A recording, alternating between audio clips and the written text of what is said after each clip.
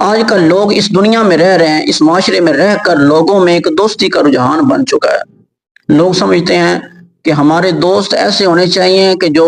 مال و دولت والے ہوں، جن کے پاس شہرت ہو، جن کے پاس بہت کچھ ہو۔ آپ دیکھیں کہ ایک غریب ہے، وہ غریب سے دوستی نہیں کرنا چاہتا، وہ بھی سوچتا ہے کہ میرا کوئی امیر ہی دوست ہو جس کے ساتھ میں چلوں پھروں، جس کے ساتھ میں گھوموں پھروں، اور میں جس کے ساتھ چل رہا ہوں تو لوگ میری طرف دیکھیں کہ یہ فلاں بندہ اس کا دوست ہے۔ شکوہ امیر لوگوں سے نہیں ہے، شکوہ غریب سے ہے کہ غریب بھی غریب سے دوستی نہیں کرنا چاہتا۔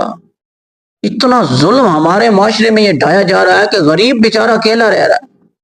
امیر کے ساتھ غریب دوستی تو کرنا چاہتا ہے، لیکن امیر اسے وہ عزت نہیں دے رہا۔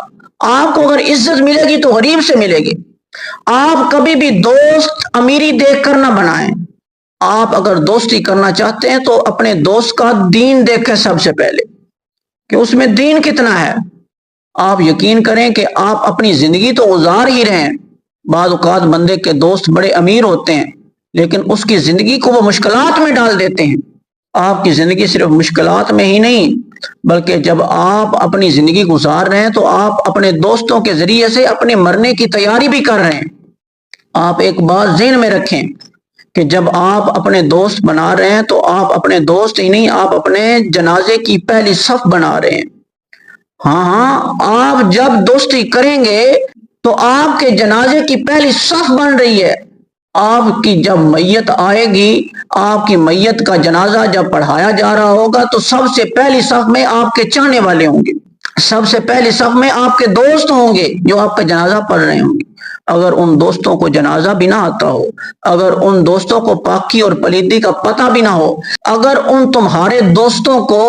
نماز جنازہ کے فرائض بھی نہ آتے ہوں، غسل کے فرائض بھی نہ آتے ہوں، اگر وہ بے وضو وہاں پر کھڑے ہوں تو ان دوستوں کا کیا فائدہ؟ آپ مجھے بتائیں، وہ دنیا میں تو تمہارا کچھ بھی نہیں کر سکے، وہ دنیا میں رہ کر تو تمہیں کوئی فائدہ نہیں دے سکے، لیکن اب حالت یہ ہو چکی ہے کہ جب آپ مر چکے ہیں، آپ کی چارپائی کے سب سے قریب وہ لوگ کھڑے ہیں جو دنیا دار ہیں، جو دیندار ہی نہیں ہیں، جن کو دینداری کا پتہ نہیں، جن کو دینی مسائل کا نہیں پتہ، جو دنیا میں تجھے فائدہ نہیں دے سکے وہ تمہیں جنازے میں بھی فائدہ نہیں دے رہے۔ لہٰذا آپ جب دوست بنائیں تو سب سے پہلے اس بات کا خیال رکھیں کہ آپ کے جنازے میں آپ کی پہلی صف میں دوست ہوں گے، آپ کے قریب جو کھڑے ہوں وہ اللہ تبارک و تعالیٰ اور اس کے رسول کے ساتھ محبت کرنے والے ہوں، وہ دین اسلام کو چاہنے والے ہوں، وہ دین اسلام کو فالو کرنے والے ہوں، وہ جو آپ کے قریب کھڑے ہوں وہ آپ کی بخشش کا ذریعہ بننے والے ہوں، ان کے چہرے پر سنت رسول ہو،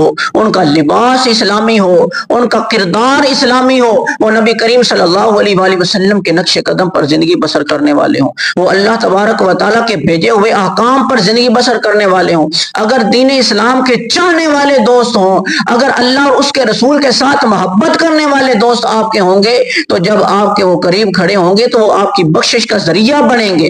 وہ آپ کی اگلی راہ ہموار کریں گے، وہ آپ کے لیے جنت کا رستہ آسان کر دیں گے۔ اس لیے زندگی میں سوچ سمجھ کر دوست بنایا کریں، کیونکہ جب آپ دوست بناتے ہیں تو آپ ایک دیوار پر کھڑے ہیں، ایسی دیوار پر جس کی ایک طرف جہنم ہے اور دوسری طرف جنت ہے۔ اب آپ پر ڈیپینڈ کرتا ہے کہ آپ کس طرف جانا چاہتے ہیں،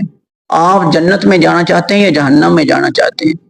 آپ اپنی زندگی میں جو فیصلہ خود کر رہے ہیں کم از کم وہ فیصلہ آپ کے حق میں تو بہتر ہونا چاہیے، وہ آپ کو تو کوئی فائدہ دینا۔ اس لیے جو بھی فیصلہ کریں وہ اللہ اور اس کے رسول کی محبت، اللہ اور اس کے رسول کے احکام اور ان کی طرف سے بھیجی ہوئی ہدایت اور ان کی طرف سے بھیجی ہوئی شریعت کے مطابق فیصلہ ہونا چاہیے آپ کا۔ جب آپ کے بارے میں آپ کا اپنا کیا ہوا فیصلہ ایسا ہوگا تو وہ آپ کے لیے جنت کا رستہ جو ہے وہ ہموار کر دے گا۔